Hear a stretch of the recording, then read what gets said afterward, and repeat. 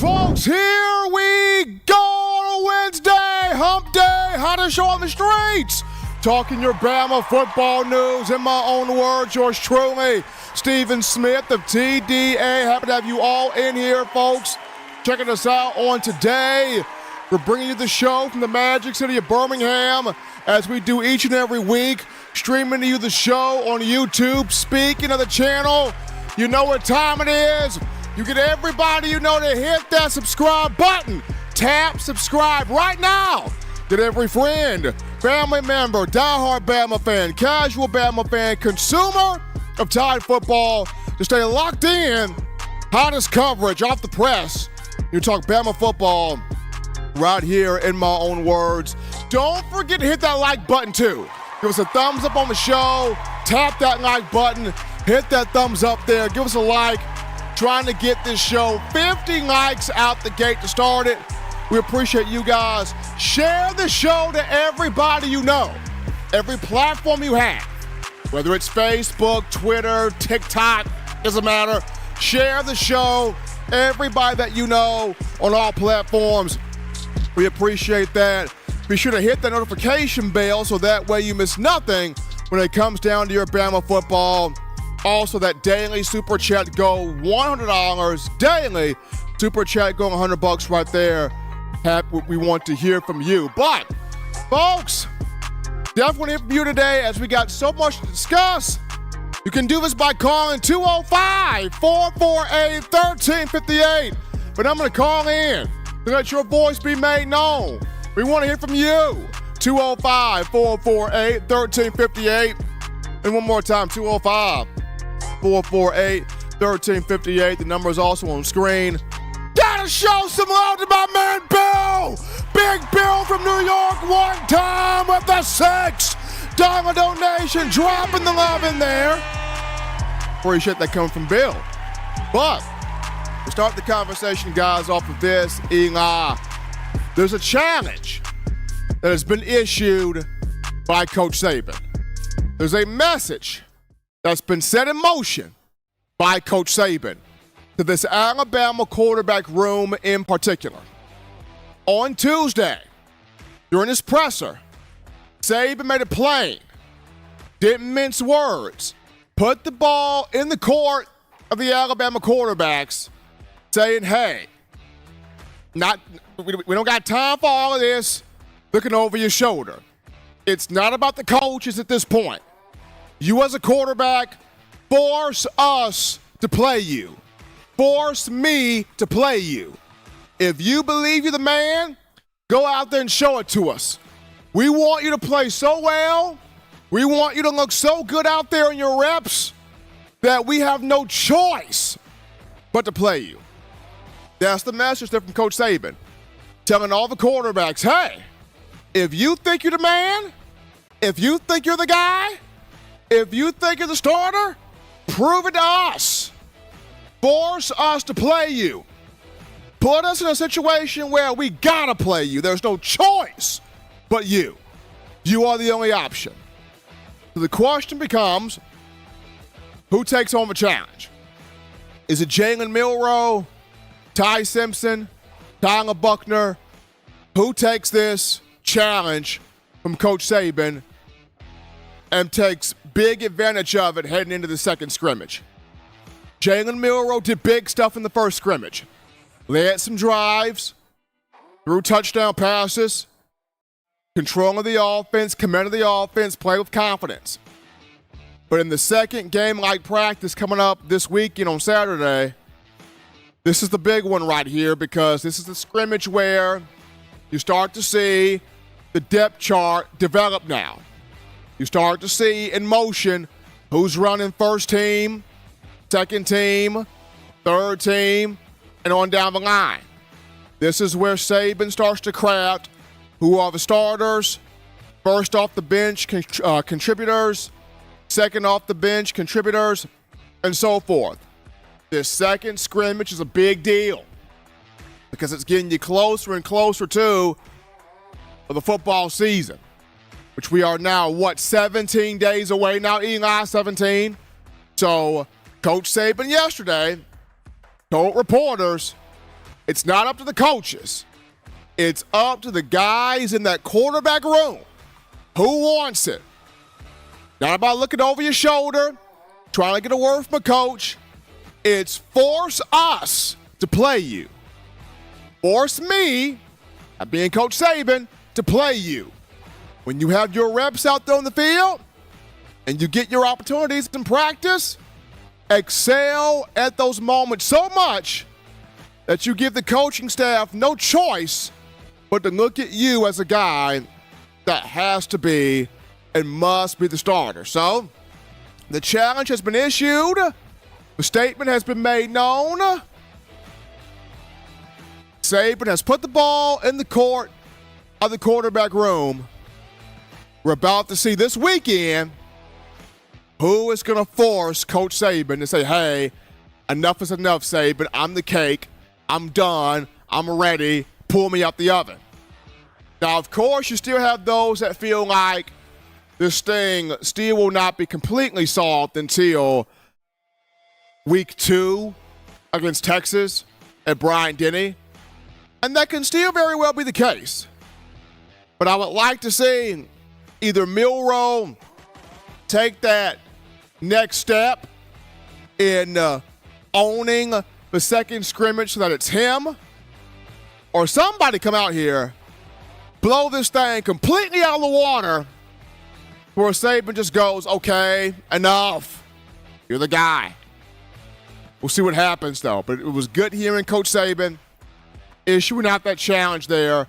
Force us to play you. Force me to play you. It'll be intriguing to see which quarterback takes on that moniker. But we take our first break here on the show. Don't touch that dial. We're just getting started right here, people. When we get back, we go to the phone lines.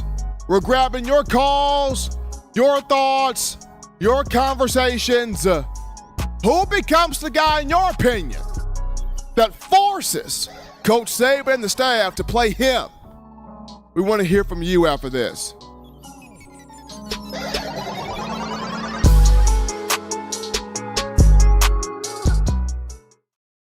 Nine players have teamed up and released the Alabama Team Paper, which is a video yearbook they've put out for sale direct to fans. Now, for the first time, small dollar purchases from the fans can support the players as a group as well as a great cause, because $1 of every subscription payment is donated to the Boys and Girls Club of America. Be a 5-star fan base and support your team and a great cause with Team Paper. Check it out at teampaper.com/Alabama.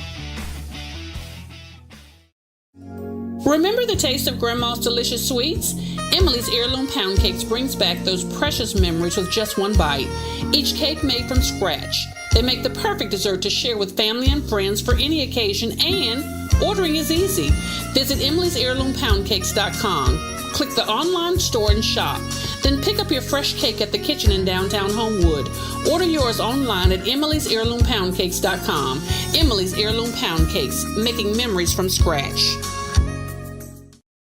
All right, we're back into the action here, folks, from the break on a Wednesday.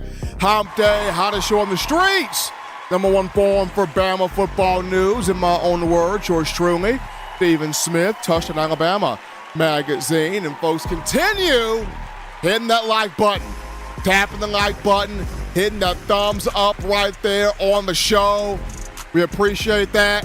Hit that subscribe button as well. Make this your spot for all things Bama football. Daily Super Chat Go, $100. Daily Super Chat Go, $100 right there. We appreciate all those donations from you. And we also have a message board. Touchdown Alabama Magazine, touchdownalabama.com.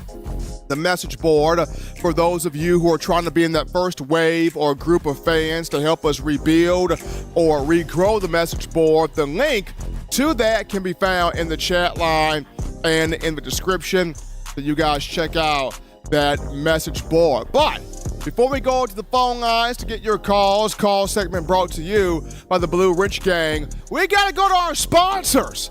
That being BetterHelp. This show sponsored to you by BetterHelp. Sometimes in life, we're faced with tough choices, and the path forward isn't always clear.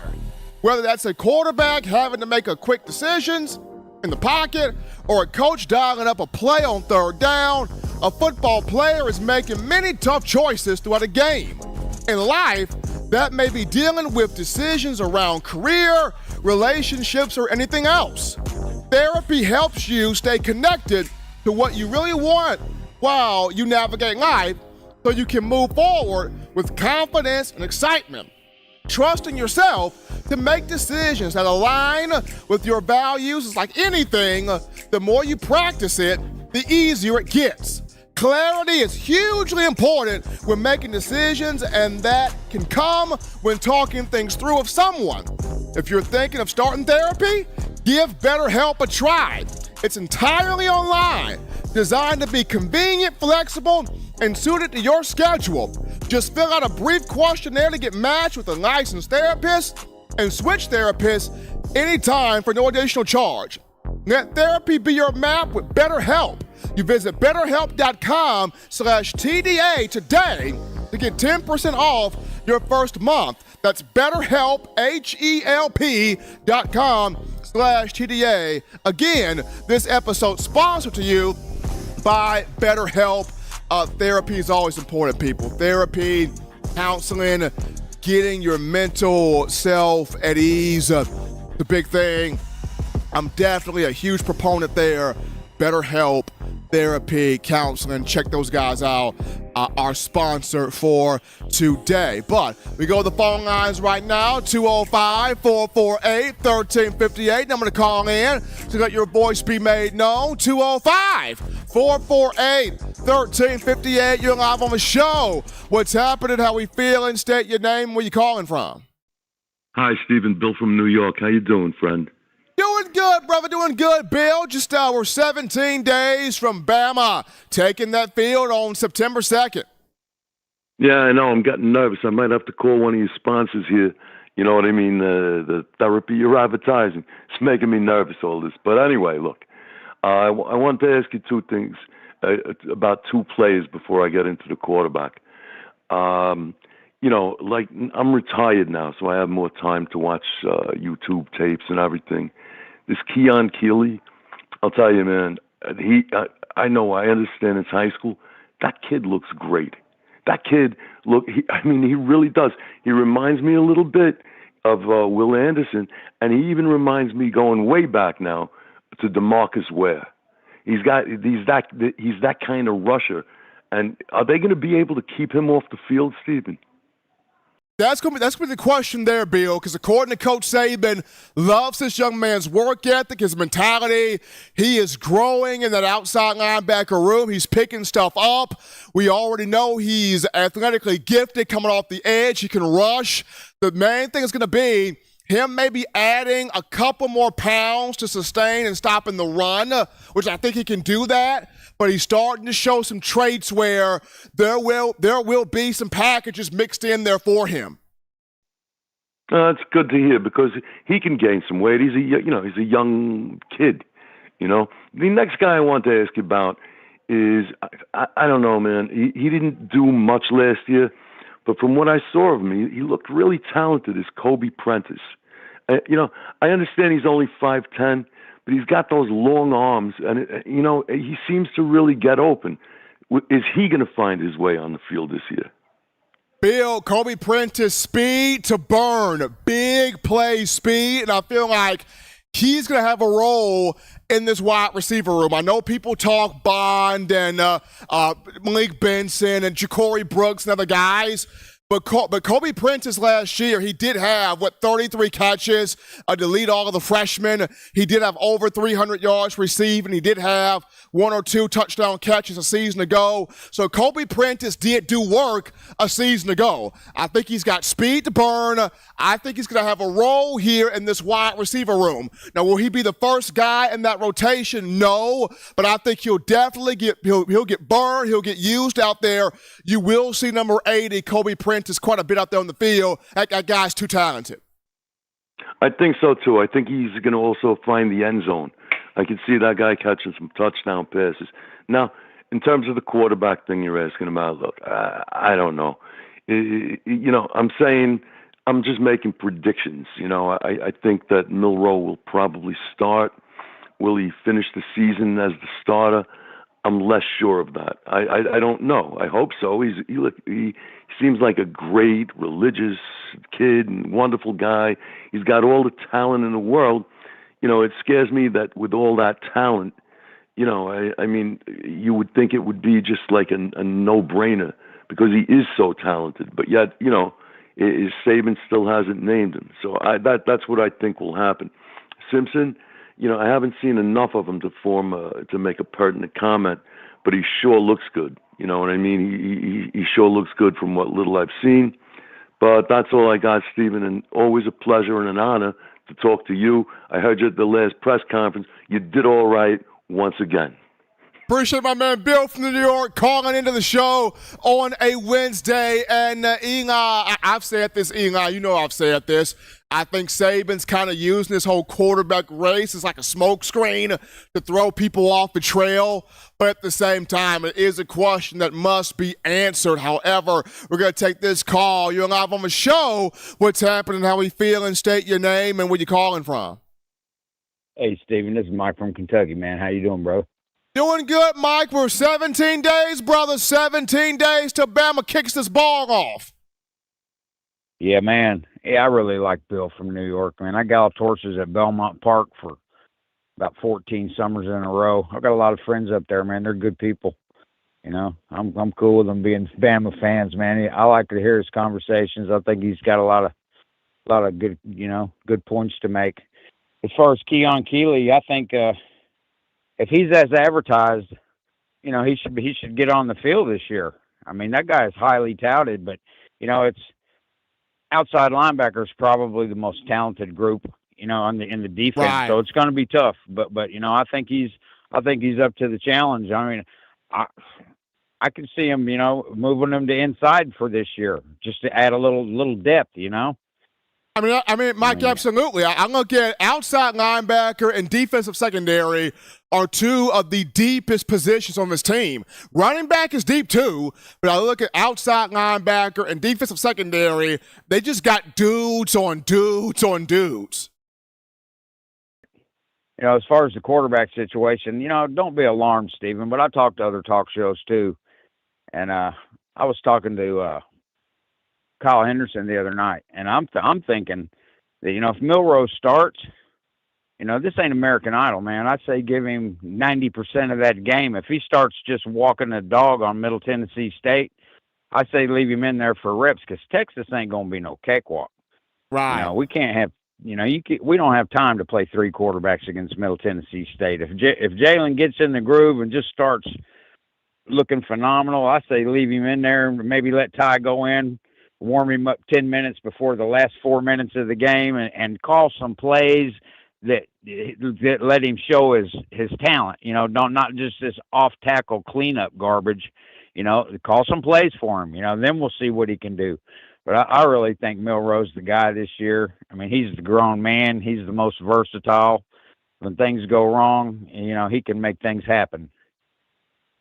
Absolutely. My man Mike from Kentucky calling in right there. This is why I'm looking forward to Saturday scrimmage. This is the one where you start building up that depth chart. We start to see who's with the ones for real, the twos, and on down and so forth. We're going to grab this call. You're live on the show. What's happening? How we feeling? State your name and where you calling from.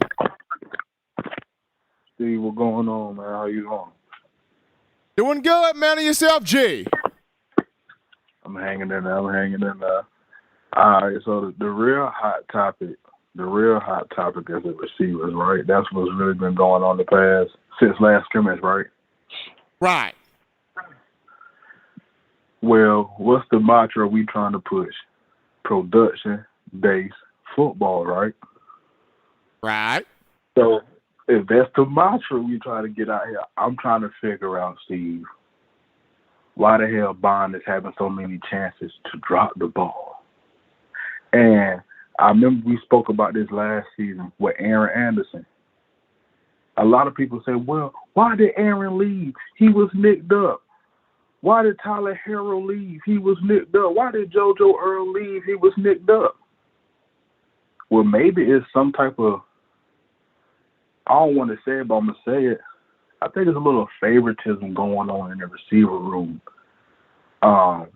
We're going to leave Ja'Cory out. Ja'Cory can drop as many passes in practice he wants to because Ja'Cory has proven for 2 years straight to be big game catchability.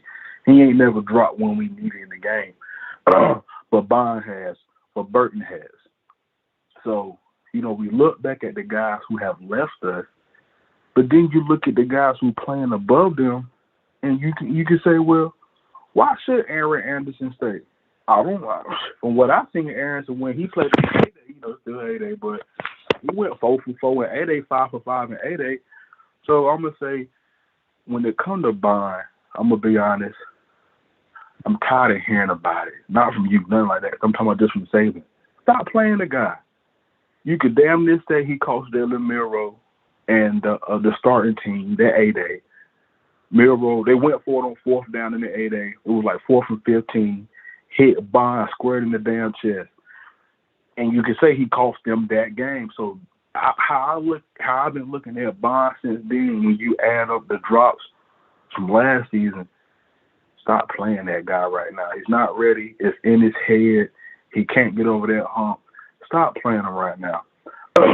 Second, I'm going to say this and we'll get out of it, Steve. What's the issue with the quarterback? What's the issue with the quarterback, Steve?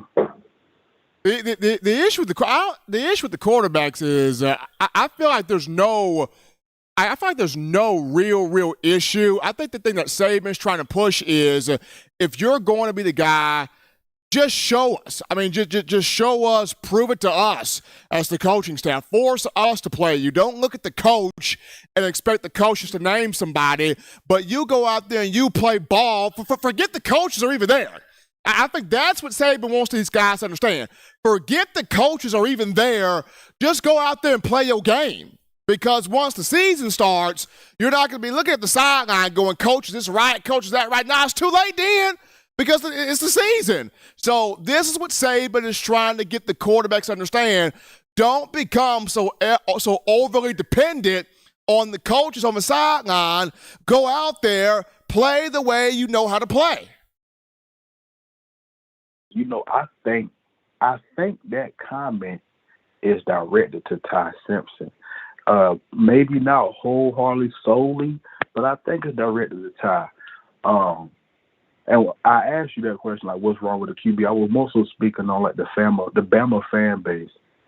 If you call yourself a Bama fan, especially since the Saban era, you can't name me a second-year quarterback that hasn't damn near won the Heisman. So when we see people say, "Oh, Miro can't, Ty can," I say, well, if you look at history, every second-year quarterback we've had, dating back to McCarron, Jake Coker, Blake Sims, Jalen Hurts, Tua when he had to come get Hurts, they all damn near won the Heisman. And our most prolific passers, outside of Matt Jones, have not delivered a chip. So when I hear people claim to be a Bama fan, I be like, what side of it? Are you talking about the winning side of being a Bama fan, or are you talking about the culture and the way Saban has been doing this? Because if you following the way Saban been doing this, quarterback shouldn't be nothing you worry about, because you know that's if he's disloyal to anybody, it's damn sure with no quarterback. He ain't letting nobody come in here, transfer in, take nobody. He don't move like that with his quarterback. The only thing he could recruit as well at quarterback if he didn't do it the right way. So I'm going to say, you know, with Bond, I'm tired of hearing that he's even having the chances to drop the ball. Y'all saying Miro would have went 3-4 touchdowns again? If he wasn't to drop, stop giving him a damn chance. And Bama Nation, stop worrying about the quarterback. It's the Bama system. Every second-year quarterback damn near win the Heisman, and it's going to be the same for Jalen Milroe with his scrambling ability. Thank you, Steve.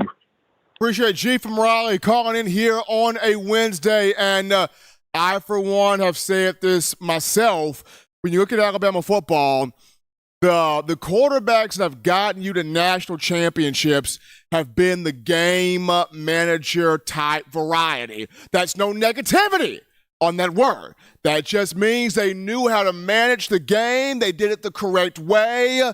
They didn't have to be special, but they could make special plays in big moments. But those guys got this program to national championships.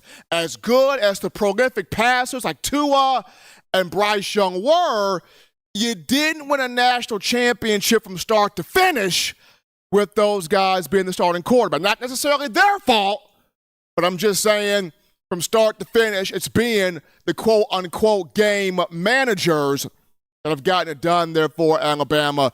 We'll see what takes place this fall. We're going to grab this call here. You're live on the show. What's happening? How we feeling? State your name and where you calling from. What's going on, Steve? This is Brandon from Mobile, Alabama. What's happening, Brandon?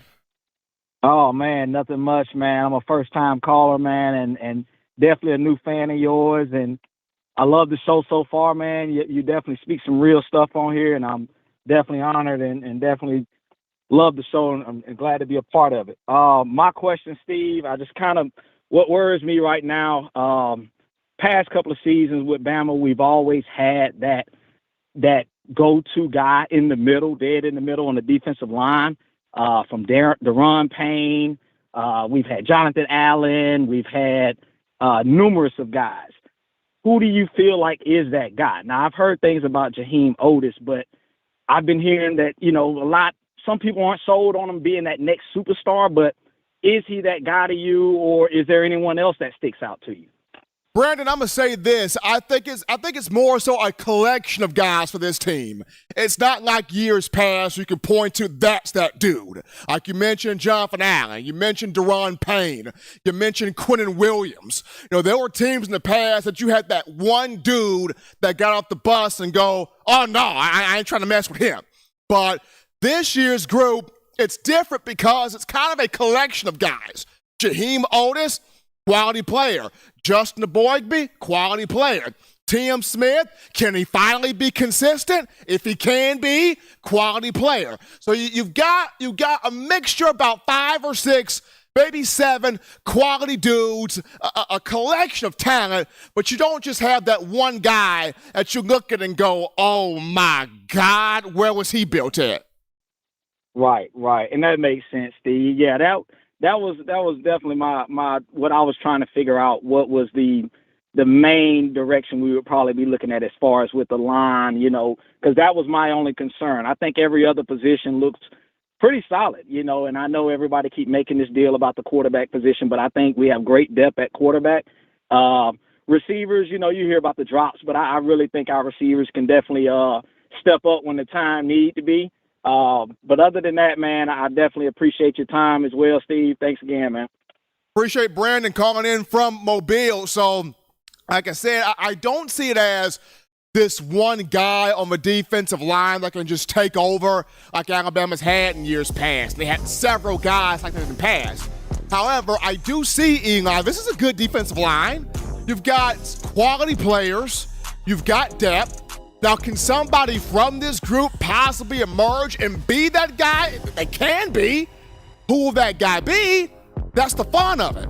That's the joy of it. Learning, discovering, figuring out who that guy can be and will be.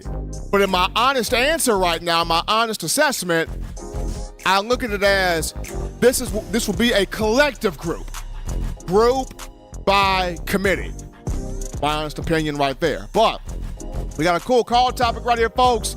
This one goes to Calvin Ridley, former Alabama receiver, 2015 college football playoff national champion. Since returning back home to Duval, Florida, Jacksonville Jaguars, Calvin Ridley's been tearing it up training camp. He's been dominating the Detroit Lions and these joint practices. I was watching today, Eli. I think Calvin had 2 touchdown receptions in the joint practice today. I mean, catching it, route running, putting it on the money. Calvin will remind people this year why he was a first-round pick in 2018. Calvin Ridley will remind people this year why he's one of the top route runners in the NFL. He missed the whole season 2022 because of violation of the league's gambling policy. He played in only 5 games 2021, took a break from football due to personal mental health things. 2020 was Calvin's last big year. If you remember, the COVID-shortened season, did really well stepping in for Julio Jones. Calvin that season, 90 catches, 1,374 yards, had 9 touchdowns. Guy had a big year. So now, with him back in the game, after being removed for a while, he's about to put the entire league on notice of why he's one of those dudes in the NFL. But Calvin tearing it up there, training camp for the Jacksonville Jaguars. We're taking another break right here on the show. Don't touch that, Dad. When we get back, everybody's talking Kool-Aid McKinstry, but don't sleep on the cornerback opposite of him. He's been popping off in preseason camp. Who in the world am I referring to? We'll talk about it after this.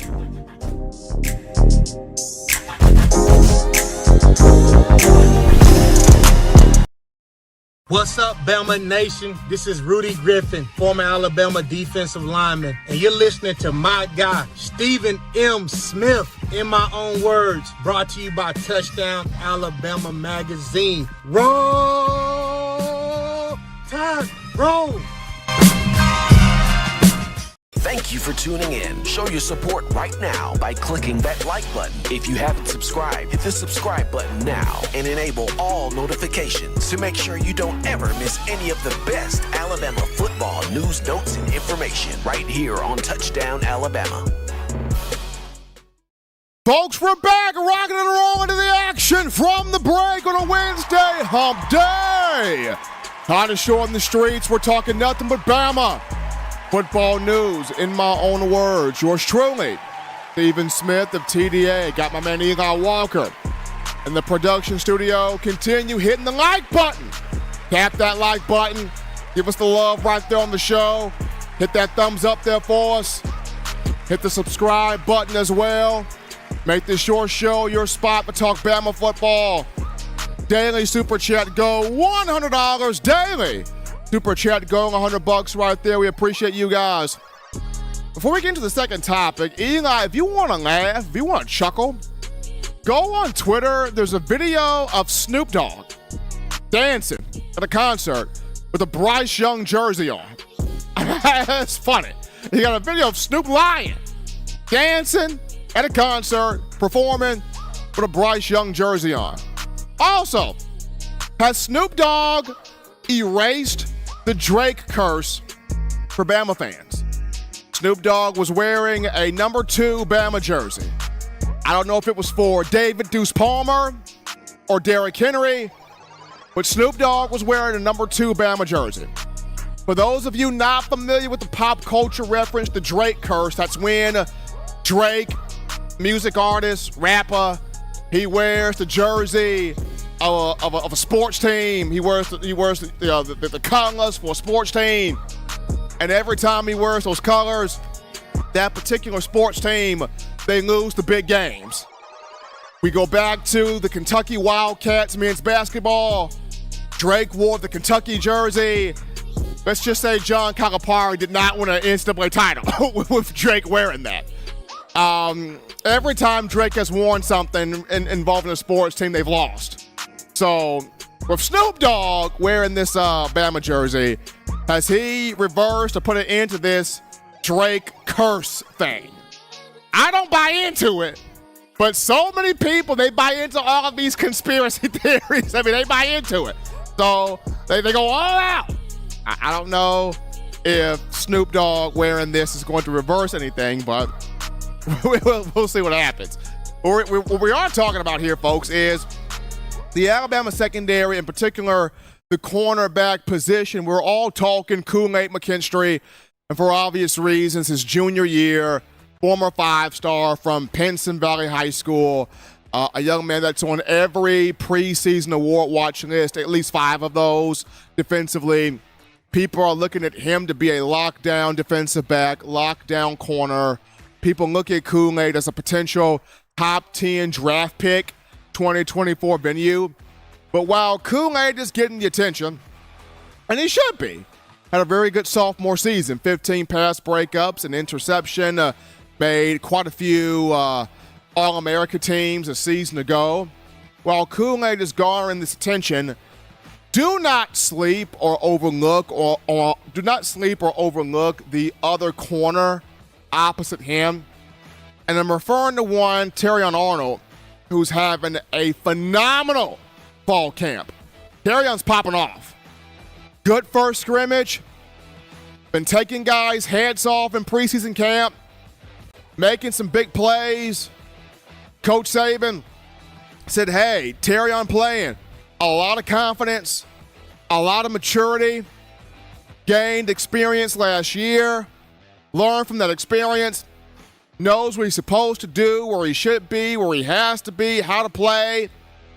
He's working multiple spots in the secondary at star and at corner.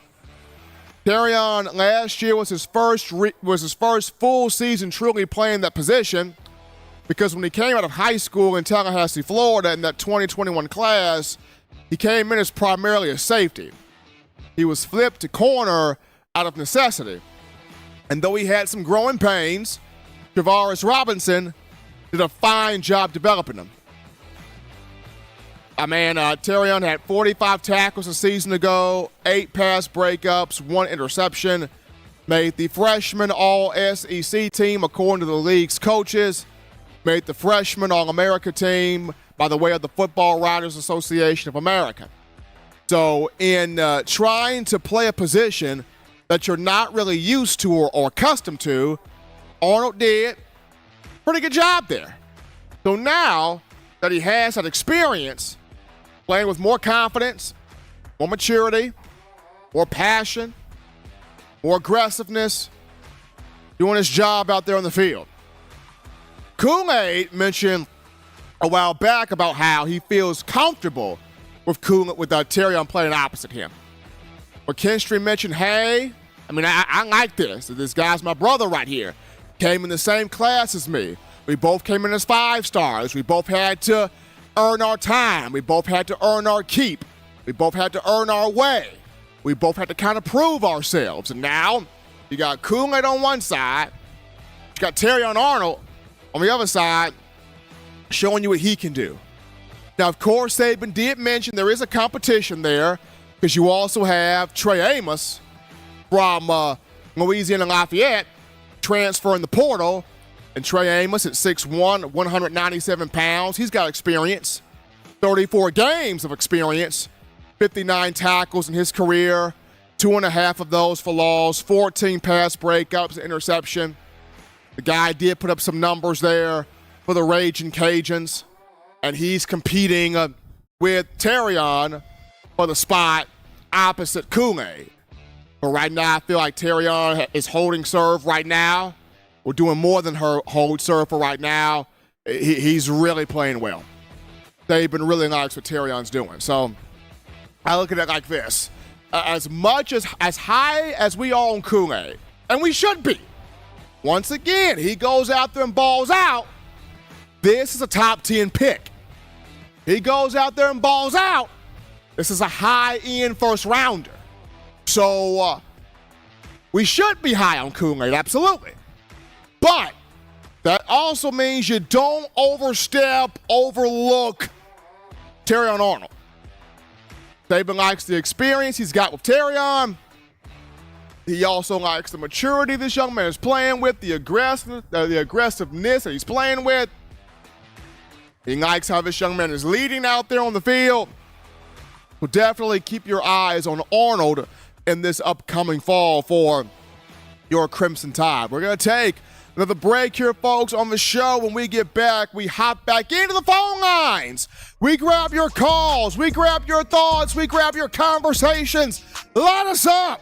Time to hear from you, the ones that make the world go round. You guys, the Bama fans, after this.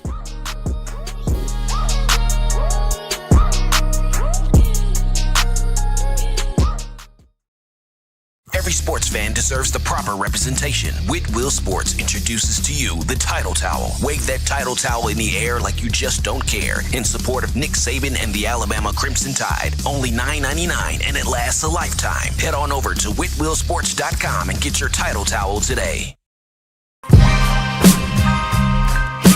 This is Chris Rogers, 2009 national champion. You are listening to the baddest, when I say the baddest, sports show in the state of Alabama. In my own words, you know, yours truly, Touchdown Alabama Magazine. Don't touch that dial. Thank you for tuning in. Show your support right now by clicking that like button. If you haven't subscribed, hit the subscribe button now and enable all notifications to make sure you don't ever miss any of the best Alabama football news, notes, and information right here on Touchdown Alabama. As we're back rocking and rolling to the action here, folks, on a Wednesday, hump day from the break, hottest show on the streets. We're talking nothing but Bama football news. In my own words, yours truly, Stephen Smith of TDA. Appreciate you guys checking us out on today. Continue hitting that like button, hitting that subscribe button, making this your spot here for all things Bama football. That daily super chat go $100 daily. Super chat go $100 right there. But, Elon, before we get to the call topic and the phone lines open, 205-448-1358, the number to call in to get your voice be made known on the show. The call segment brought to you by the Blue Wrench Gang, 205-448-1358. As much conversation, Eli, as it's been about Jalen Milroe, Ty Simpson, and Tyler Buckner, the Dylan Larnigan talk is real too. There's a lot of conversation right now on social media about Dylan Larnigan. I remember talking to a source yesterday after the scrimmage, before following the first scrimmage, and he was going, hey, this Larnigan kid, keep your eyes on him. He the future. I'm like, bruh, explain. He said, man, this Larnigan kid, high IQ, strong arm, got a cannon. He's accurate with it. He can process the information. He's like, my source was like, picture Mac Jones, but with a bigger arm almost. Dylan Larnigan. Definitely keep your eyes on that kid. I wouldn't be surprised this season if Nick Saban goes to him and goes, hey, son, just be ready. We may have to come to you at some point. We don't know when, but just be ready. The Dylan Larnigan hype is, that thing's real. Real. We're going to take this call. You're live on the show. What's happening, how we feeling, state your name, and where you calling from? What's going on, Steve? Elijah from Jersey. How you feeling? It's been a long time, brother. What's happening? Oh, man, same old. Just living life, man. Watching your show, always tuning in, man, and decided I'd give it a call tonight. How you been, though? Man, I've been good, man. I can't complain here. You got about 17 more days to the college football, the Bama football season. Well, now with this day winding up, you can definitely say now you got 16 more days to the season. Yeah, I'm looking forward to it, Steve. The big talk is that whole quarterback competition thing, and then bringing in Buckner, and what was he supposed to do? But like you said, I think Buckner is just more of an insurance type deal. If one of these guys goes down, it's happened before. We're not relying on true freshmen in the third place role. To me, Steve, I'm a person that go by actions, not by words. You always know that by the things and comments I've always said. Last year, just evaluating Milroe in game time situation. I'm not talking about practice and things like that. I'm not talking about this A-Day, because in those type of situations, he's not allowed to be hit, Steve. That goes, for Simpson too. Those guys aren't allowed to be hit. How are they going to respond when you put them in a game situation when that other defensive line and that other defense is gearing at them, it ain't nobody there to protect you. There's nobody there to tell you what to do. You got to make these decisions. You got to make these right reads. And last year, I've seen a lot that was off with Milroe. Hopefully he has grown. His mechanics was off last year. Last year, it looked like he was more eager to run than to go through his reads. Now, what also didn't help the man was the offensive line didn't help him out. You know, they were suspect in certain cases. So I'm pretty sure as a brand new quarterback, and you starting to get hit or you starting to feel the pressure, the defense coordinator starting to throw the blitz at you, you start looking down more. You know, you start inching out of that pocket because you don't want to get hit back there. But as far as mechanics-wise, Steve, I just like the way the ball comes off of Ty Simpson's hand. I like the way he released. Milroe kind of looks like he shot puts the ball. He short arms the ball. Like I said, this is based off of Milroe's performance last year. Hopefully he has grown. But to me, Steve, I just feel like maybe Ty Simpson, throwing-wise, because nowadays it seems like our offense, Steve, is geared more towards throwing. This year, hopefully they change it. You know, I hope this year they go back to the running because if you look at past years, Steve, and I'm going to make this short and sweet, those championship years, when we was winning those championships, you know, back-to-back, 1 year off, and to another year we win it. Most of those years, the running back was the superstar on our team. You could go down the line from Mark Ingram to Trent to Eddie Lacy, T.J. Yeldon, Derrick Henry. You know, those championship years like that, the running backs was the focal point, man. The offensive line was the monsters. We controlled the clock. We controlled the ball. You know, when we started getting into more of the superstar quarterbacks with the Tuas, when we started getting the Tua, when we started spreading the ball out more, that's when the running backs became, you know, not obsolete, but they became like the secondary. We became an air attack team. And I think we need to get back to that running game. We got the running backs to do it. You know, I think we need to bring back that culture of ground and pound, and then that passing game comes secondary. And I think we'll get a lot more success like that because it looks like that's what Georgia's doing. Stetson was a subpar quarterback. They had a trio of running backs. They had a vicious offensive line, and they just pounded you when they could. You know, so I just think bring back the culture, make the running backs a star of the teams again, and the offensive line, and I believe we'll have the success. Let me know what you think, Steve. Absolutely. Appreciate the lodge. They're calling in from Jersey. I look at Coach Saban, Tommy Rees, Eric Wolford, the offensive coaching staff. This is what they want to do. They want to get more back to the roots of running the football. The offensive line, they've spoken all summer about we want to be the enforcer. We want to run the football. We want to make you quit. Whether it's J.C. Latham saying it, Tyler Booker saying it, Seth McLaughlin runs around campus with a run-the-ball hat on his head. So everybody's preaching that same sermon of wanting to run the football, and Alabama's going to do that.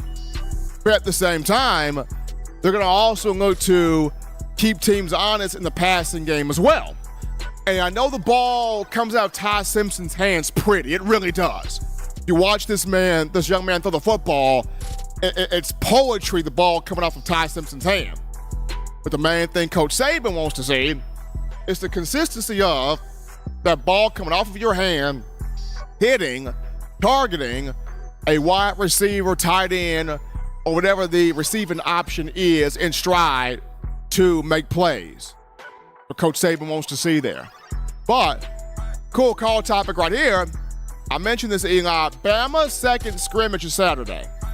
This is the big one. So what should we look forward to in this second game-like practice? Number one, we should look forward to does Jalen Milroe stack a second good scrimmage together? Or does one of these other quarterbacks come up and has a dominant performance? we should look for, is the cake finally ready to come out this bacon? Is the cake finally ready to come out? I'm kind of tired of Coach Saban saying this thing is still baking. Like, are we ready, Saban, to finally pull the sucker out? I'm ready to eat. I'm ready to eat cake. Oh, is this thing ready to come on out? For the quarterback position, that being. Kind of got hungry for cake all of a sudden.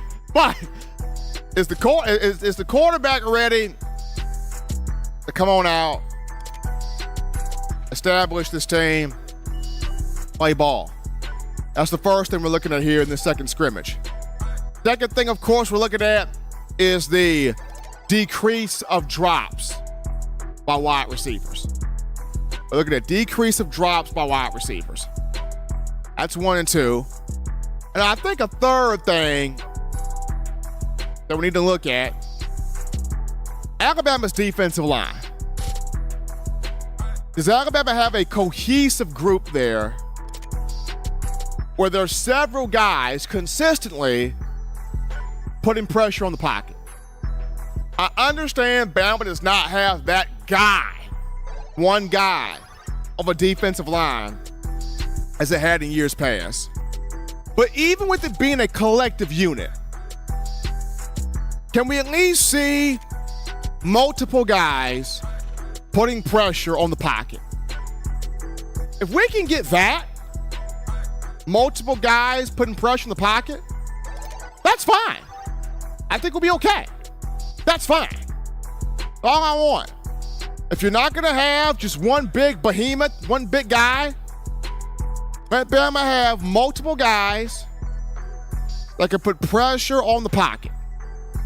And we can move forward from there. We take our final break here, folks, on the show. Don't touch that dial. When we get back, we tidy up loose ends by having this discussion. Having this discussion about Coach Saban has highlighted 2 freshmen that have a big chance to contribute on special teams. Who are these 2 freshmen? How big can this be? We'll wrap things up after this.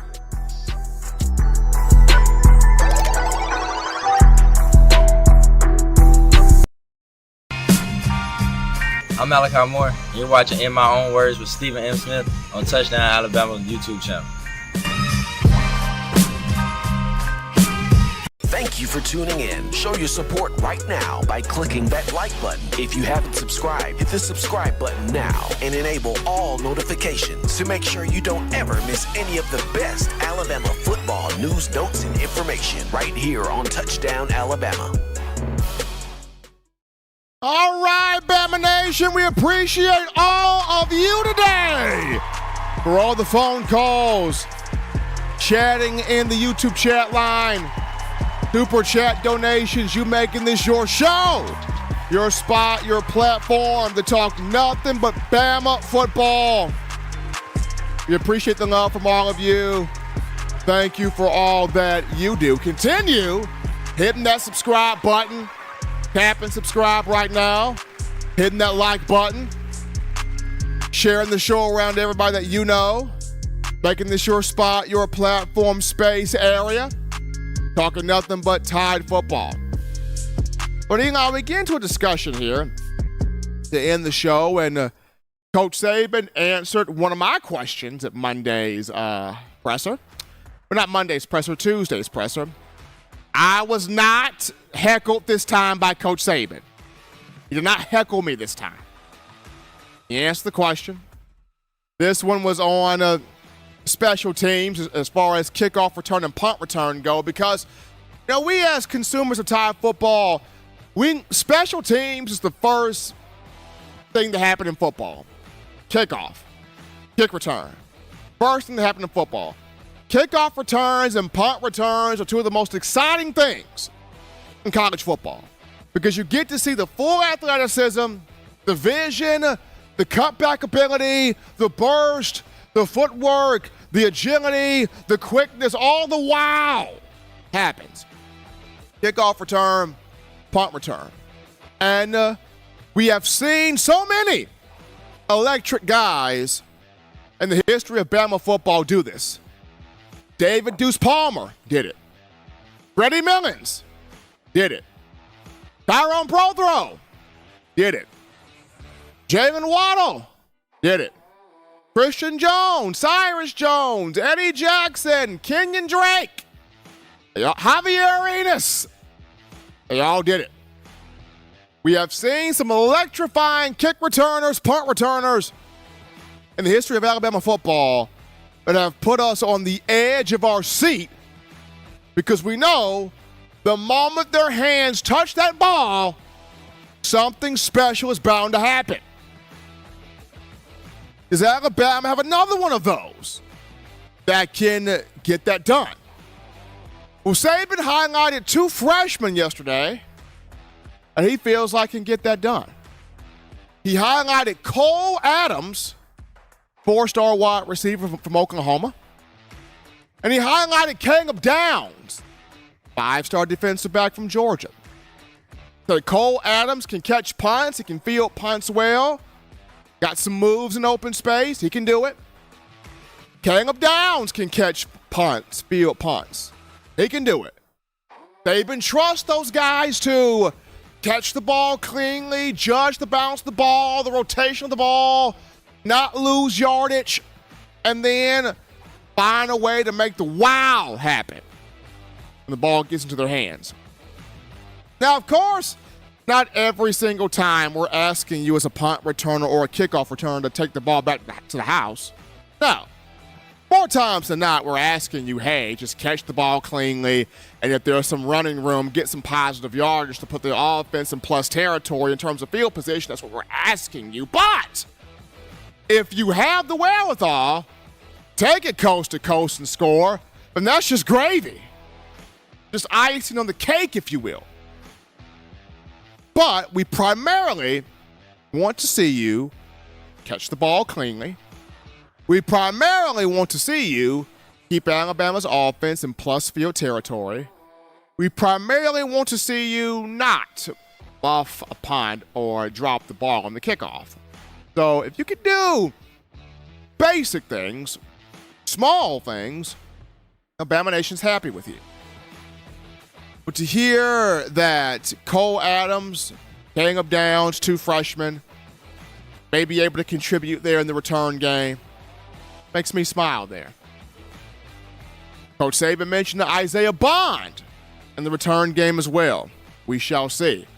Bama does bring back Kool-Aid McKinstry, who did a fine job last year, averaged 16 yards per punt return. As far as the kickoff return aspect, Alabama's still developing guys there. Kendrick Law did it last year and will do it again this year. And Emmanuel Henderson did it last year and will do it this year. So trying to develop more guys from the kickoff return aspect, but you got some guys on punt return that can do it, including 2 freshmen, Cole Adams and Caleb Downs. Be fun to watch that in the upcoming season. Eli, before we round this off, who would you rather see out there doing it? Caleb Downs or Cole Adams? I wish we had a mic for you, Eli, because I know you would love to get on this conversation. Okay, so Eli just gave me a 1 from the production room. So he wants Cole Adams. He wants to see Cole Adams from Oklahoma. Wants to see what he can do out there. It's going to be fun regardless to see these guys on special teams. Always, Bama Nation, you want the best in news, notes, information, material, entertainment on your favorite program, that being the Crimson Tide. You can get this by accessing the Touchdown Alabama magazine app. You download the app from the iPhone App Store if you're rocking Team Apple, Google Play Store if you got the Android phone. For your audio needs, check us out iTunes or Apple Podcasts, Spotify, Stitcher, Spreaker, TuneIn Radio, Overcast.fm, Google Play, or iHeartRadio. We got you covered right there. If the good and gracious Lord sees fit, I'm trying to be back on Friday, continuing the conversation that is Bama football. Remember, and on Friday, we'll be live from Alumni Hall in Tuscaloosa. Every Friday, live from Alumni Hall in Tuscaloosa.